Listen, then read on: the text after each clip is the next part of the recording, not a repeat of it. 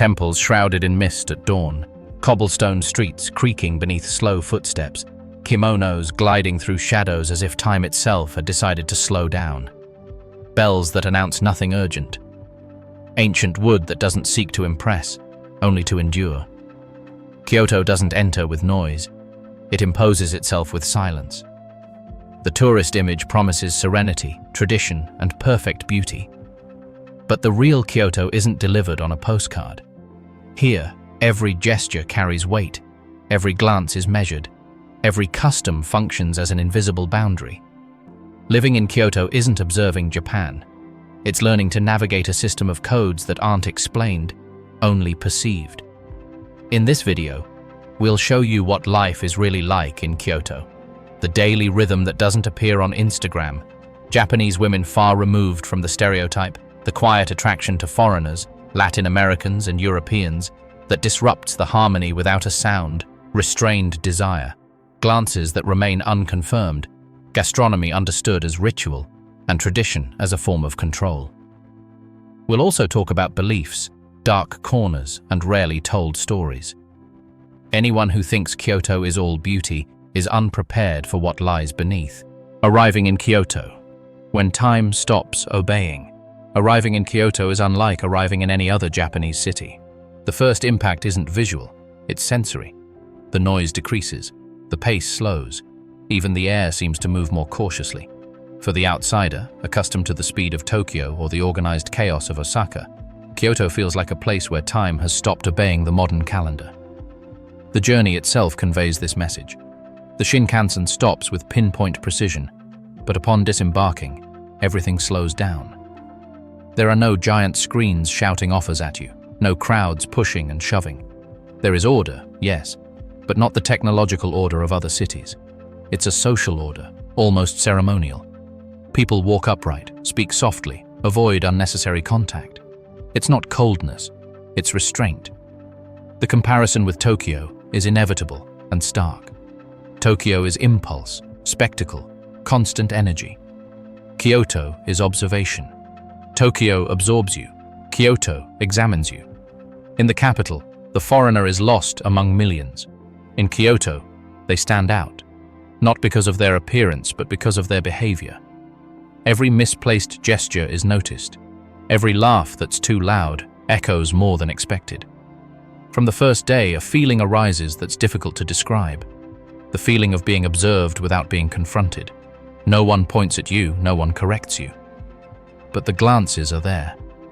Brief, precise, evaluative.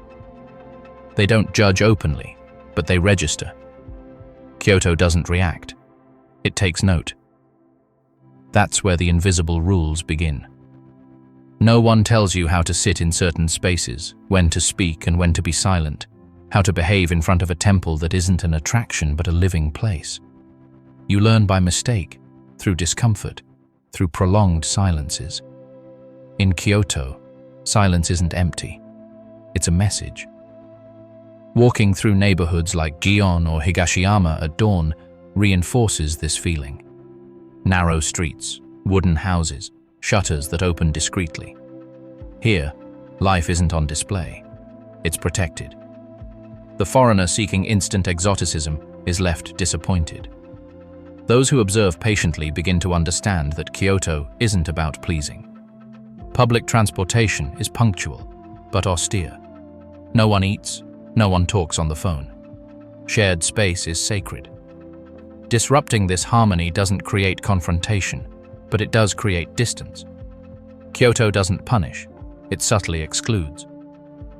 The first contact with locals confirms this logic.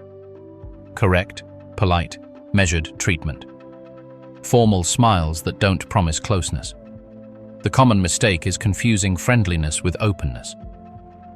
In Kyoto, friendliness is a form of restraint, not an invitation. This dynamic becomes more evident in markets, small cafes, and family-run shops. There are places where foreigners are welcome, and others where they simply don't fit in.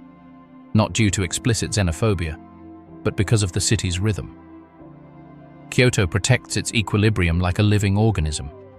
Even the physical space contributes to this feeling of constant evaluation. temples that demand silence, gardens that compel slow walking, staircases that don't allow for haste. Here, the body must also adapt. Kyoto isn't designed for rushing. Many visitors feel a discomfort that's hard to explain during their first few days. It's not outright rejection, but an implicit test. Do you know how to wait? Do you know how to observe? Do you know how to be silent? Kyoto doesn't welcome you with open arms because it doesn't need to. Its value doesn't depend on the visitor. That's why those who arrive expecting a comfortable tourist experience tire quickly. Kyoto isn't consumed. It's traversed with care. And not everyone can withstand that emotional demand. Here, beauty isn't a gift, it's a responsibility. From the very first moment, it's clear that Kyoto isn't trying to please. It's trying to preserve. It assesses those who enter and decides, without saying a word, how far they can go. Understanding that is the first key. Ignoring it is to remain forever on the surface. Thus begins the true experience in Kyoto, not as a journey, but as a silent test. Kyoto women, restrained beauty and disciplined desire. Talking about Kyoto women requires first dispelling a common misconception. They don't conform to the stereotypical image many foreigners have of Japan. Kyoto isn't kawaii, it isn't emotional exaggeration, it isn't overt flirtation. Here, beauty doesn't seek to be seen, it's cultivated, and that completely changes the way desire circulates. Physically, Kyoto women are typically distinguished by a restrained and precise presence. Delicate features, well-cared-for skin, measured movements. There are no unnecessary gestures. Their posture is upright, their gait silent, their gaze brief but precise. It's not about coldness, but about control. In Kyoto, the body isn't used to attract attention, but to maintain social equilibrium. Body language is key. A Kyoto woman doesn't invade personal space, doesn't touch without reason, doesn't expand her presence. But neither does she shrink away. Her presence is felt without being imposing.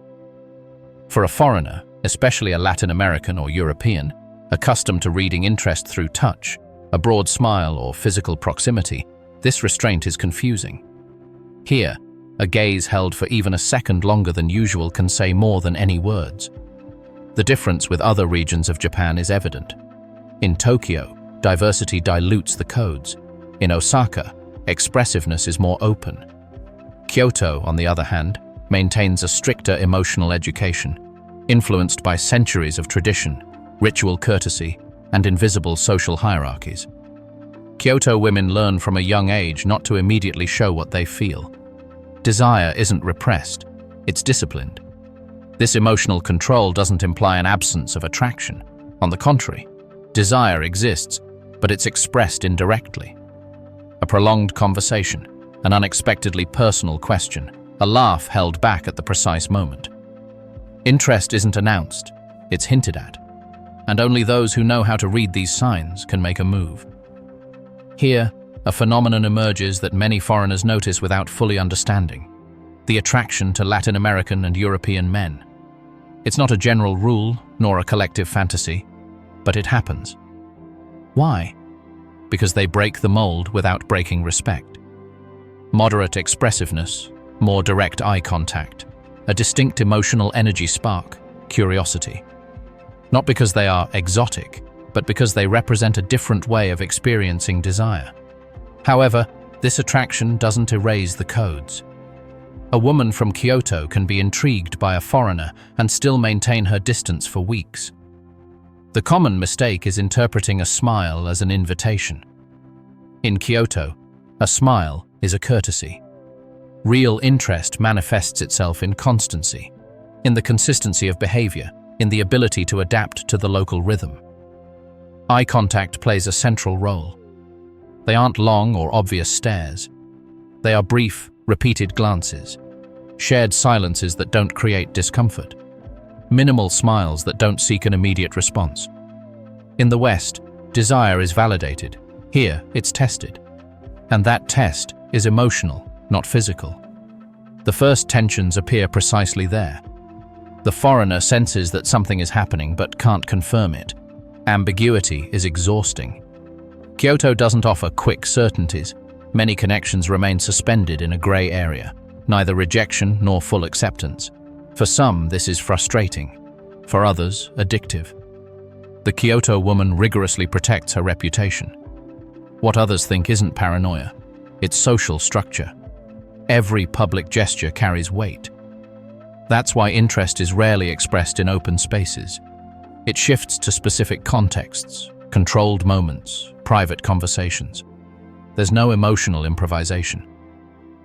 This dismantles another myth, that of the passive or easily accessible Japanese woman. In Kyoto, the opposite is true. The initial barrier is high. Not because desire is lacking, but because desire has rules. And those rules are non-negotiable. Anyone who tries to force closeness, accelerate processes, or read Western codes where none exist, is left out of the game without direct confrontation. Kyoto doesn't reject, it shuts down. The distance increases, communication cools, the silence lingers. Living among temples, routine, social pressure, and perfection. Living in Kyoto isn't like inhabiting a picture postcard. It's about maintaining a constant tension between what's expected of you and who you truly are. The dazzling beauty of the visitor acts as a rigid, unbreakable framework for the resident. Here, daily life unfolds under a silent pressure, maintaining balance. The daily routine begins early. Students in immaculate uniforms, employees walking with measured steps, shopkeepers opening their stores with almost ritualistic precision. There's no visible chaos. Everything seems to flow smoothly. But this harmony comes at a price. Every gesture is governed by unwritten expectations learned from childhood. Work in Kyoto isn't defined solely by function, but by conduct. It's not enough to simply complete tasks. You have to do them correctly, with the right attitude, without standing out or being out of place. Excellence is mandatory, but discreet. Standing out too much can be just as problematic as failing. The ideal isn't to shine, but to fit in. Tradition weighs heavily on daily life in ways that visitors rarely perceive. It's not just the presence of temples or ancient festivals, but an inherited way of thinking. Respect for hierarchy, emotional self-control, and constant attention to how individual actions affect the group are expected. Personal freedom exists, but it is exercised within clear limits. Appearance plays a central role. Dressing appropriately is not a matter of fashion, but of context. Clean, understated, well-maintained clothing, nothing excessive, nothing sloppy. The body communicates discipline. Even in informal settings, there is an aesthetic of propriety. Looking out of place generates immediate discomfort, even if no one points it out. Reputation is an invisible but crucial asset. In Kyoto, it is built slowly and can be easily damaged. A bad impression, an attitude considered selfish, or a breach of unspoken rules is not quickly forgotten. There is no direct confrontation, but rather a gradual distancing. Social punishment is not conflict, but silent exclusion. This fear of disrupting the social equilibrium shapes daily behavior. People think before they speak, they measure before they act. Spontaneity is controlled, not because impulses don't exist, but because collective stability is prioritized. The result is a functional yet emotionally demanding society. For young people, the pressure is especially intense. Academic performance, absolute respect for elders, and clarity in their social role are expected. Deviance is not celebrated, it is corrected. Many grow up with the feeling that they are always being watched, evaluated, compared. Not by specific individuals, but by the system itself. Even leisure time is permeated by this logic. Gatherings, outings, celebrations. Everything has a proper form. Excess, or loss of control are frowned upon. Enjoyment exists, but it is contained. Kyoto doesn't repress pleasure, it frames it. For the foreigner who decides to stay, this environment is more exhausting than expected. At first, the order is calming. Then, it becomes oppressive. Adapting means learning to constantly read the atmosphere, adjusting one's behavior, and limiting emotional expression. There's no room for constant social improvisation. That's why Kyoto is more tiring than it seems. Not because of the physical work, but because of the internal vigilance that develops. Living here means constantly monitoring yourself, asking yourself if you spoke too much, acted too little, or broke some unspoken rule. Foreigners in Kyoto. Fascination, fetishes, and misunderstandings. Kyoto attracts a very specific type of visitor. They aren't just tourists seeking temples or gardens. Many arrive with a fantasy, the Japan of the Western imagination, enveloped in geishas, kimonos, cherry blossoms, and ancient silence. Among them, Latin Americans and Europeans stand out because they carry an aura of difference that sparks curiosity, and in some cases, genuine fascination among local women. The phenomenon is not trivial. For some Japanese women in Kyoto, the foreign gaze combines exoticism with a perceived sense of security. Height, posture, confidence while walking through narrow streets and ancient temples. Everything is observed, everything is judged. It's not overt attraction, it's contained, evaluative interest, a silent study of who you are and how you navigate their world. This fascination has its fragile side, idealization. Many Western and even Japanese women arrive with romantic or sexual expectations that clash with reality. The city doesn't allow for easy approaches. Social codes dictate distance, respect, and self-control. These are subtle signals, gestures that foreigners quickly misinterpret. A poorly chosen comment, overconfidence, or the imposition of physical contact can break a connection before it even forms. Latin Americans and Europeans, for their part, often believe that Kyoto's understated beauty signifies shyness or approachability. The reality is quite different. Japanese self-control is neither rejection, nor submission, nor invitation. It is social discipline that protects reputation, image, and autonomy. The culture clash occurs when both sides act on mistaken assumptions. The foreigner expects immediate reciprocity, while the local seeks to maintain harmony and the appropriate distance. Thus emerge mini-stories that might seem like potential romances, but they vanish before they even begin. An encounter in a cafe near the Kamo River. Laughter, smiles, exchanges of words in English or Japanese, glances that linger a few seconds longer than usual. For the foreigner, it's a sign of interest. For her, a social gesture, nothing more. Another instance at a traditional ryokan. A visitor tries to express admiration for the tea ceremony, offering exaggerated praise, while the hostess maintains formal courtesy. The attraction fades because the interpretation is flawed. Occasionally, these tensions generate intense moments, charged with suppressed desire. The energy is present, but it doesn't translate into action. The unwritten rule is clear. What happens in Kyoto is measured with patience, observation, and respect. Seduction here is neither aggressive nor immediate. It is silent, slow, like the light falling on an ancient temple. Some foreigners learn quickly to observe, to listen, to adapt to the rhythm, to accept that interest isn't always expressed through clear signals. Others become frustrated, misinterpret, and leave feeling rejected. But even these episodes teach something essential about Kyoto. Here, it's not about getting, but about understanding.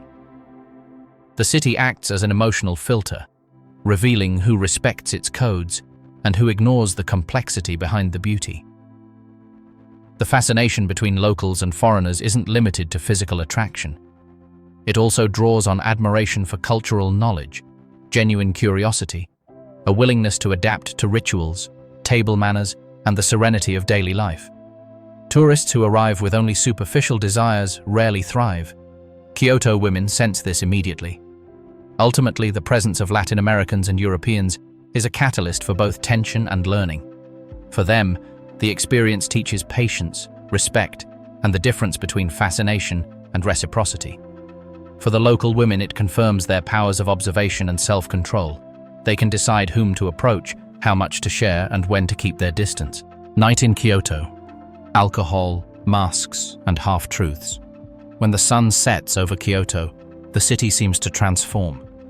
The temples and gardens that command a respectful silence during the day become shadows that accompany narrow streets and hidden alleyways. It is the moment when real life, the one that never appears in postcards or tourist guides, begins to emerge.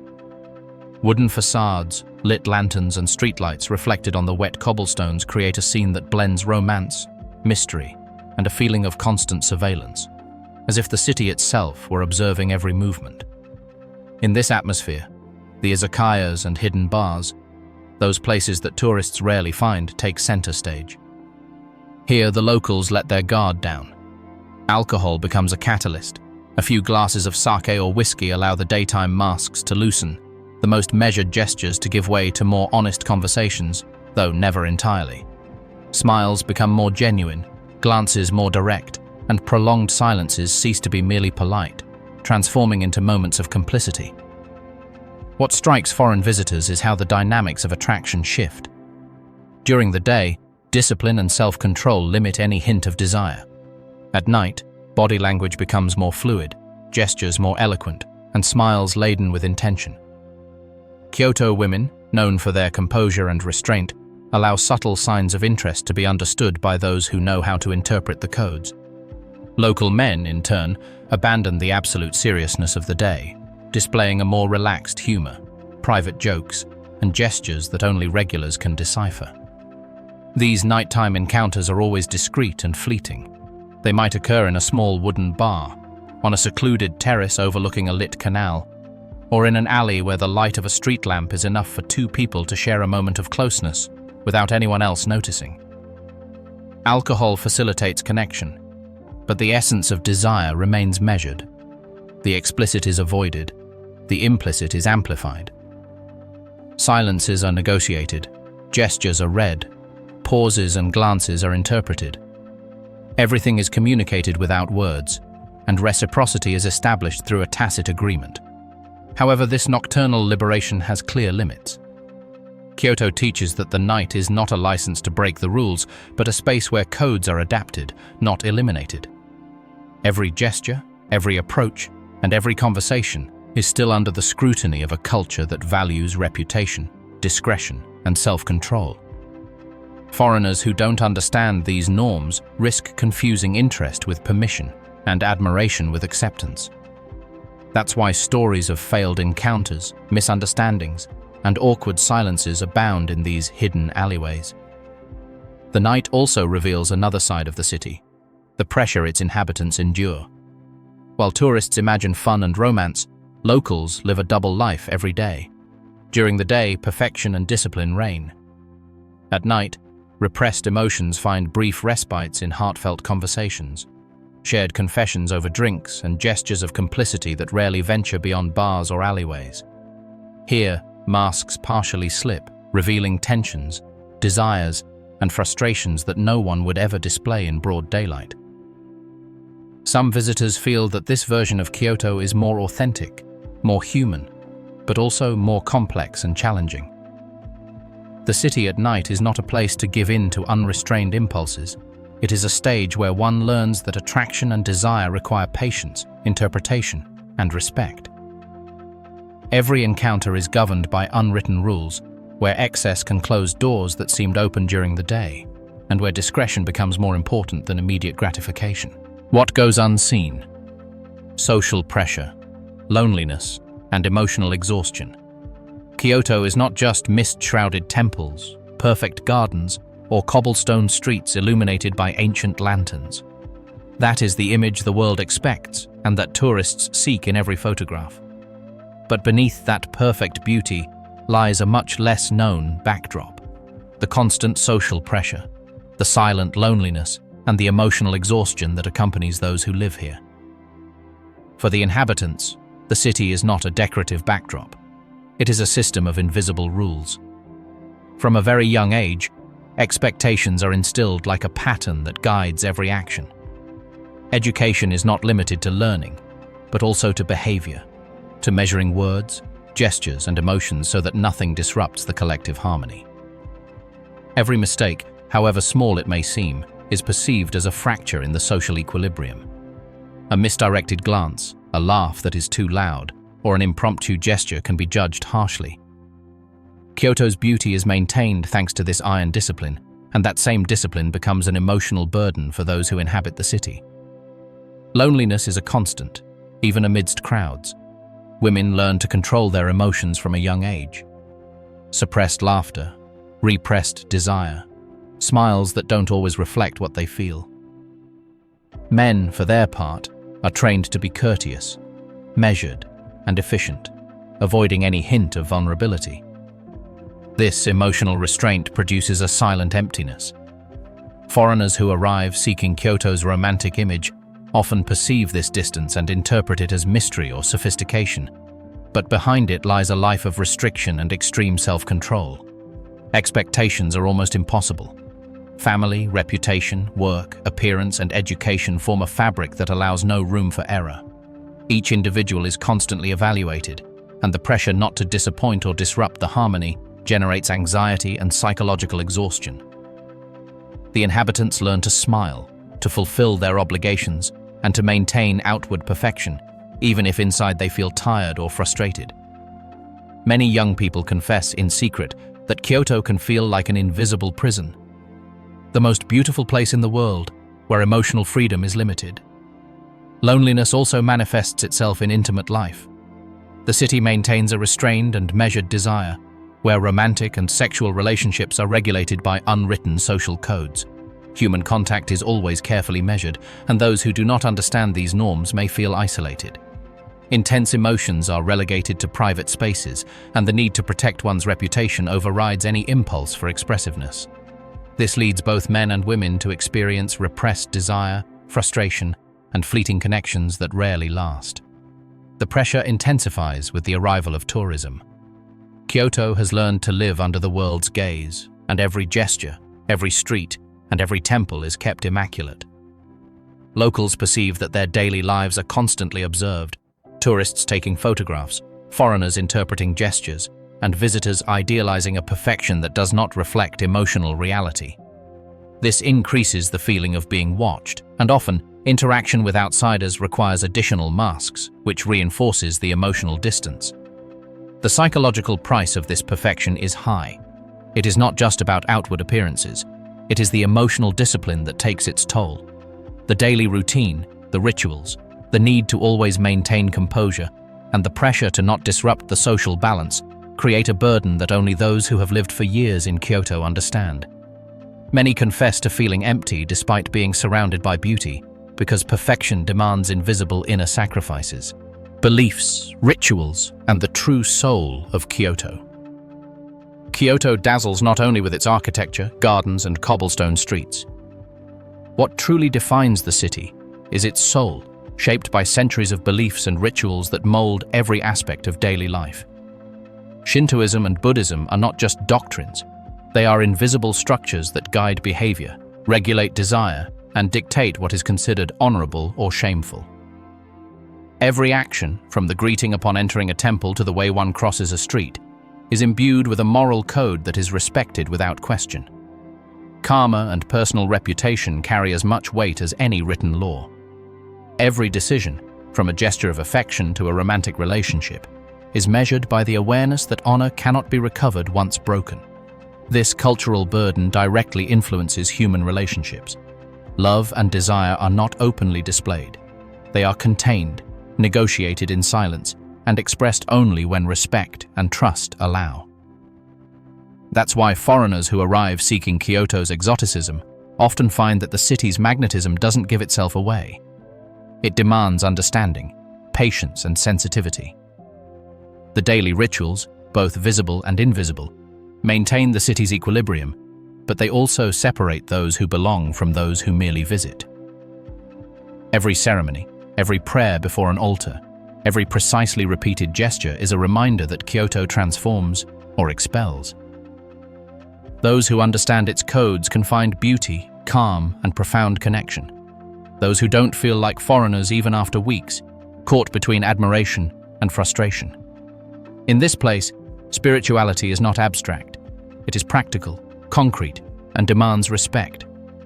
And in that respect, the city's character is reflected, relentless, selective, and demanding. Kyoto is not a destination that anyone can emotionally conquer. It is not a postcard, nor a dreamlike setting for unsuspecting tourists. It is a mirror. It reveals discipline, restrained desire, perfection, and also the shadows of those who seek something more than its surface. Anyone arriving in Kyoto expecting only beauty and tranquility will soon discover its true lesson. The city measures, observes, and transforms. Every street, every temple, every glance holds a silent challenge. Kyoto is not for everyone, and never intended to be. Here the journey ends. But one thing remains clear. Japan's most beautiful city doesn't merely enchant the eyes. It demands an understanding of the soul that sustains it, respect for its unspoken rules, and acceptance that in Kyoto, life is lived according to a non-negotiable code.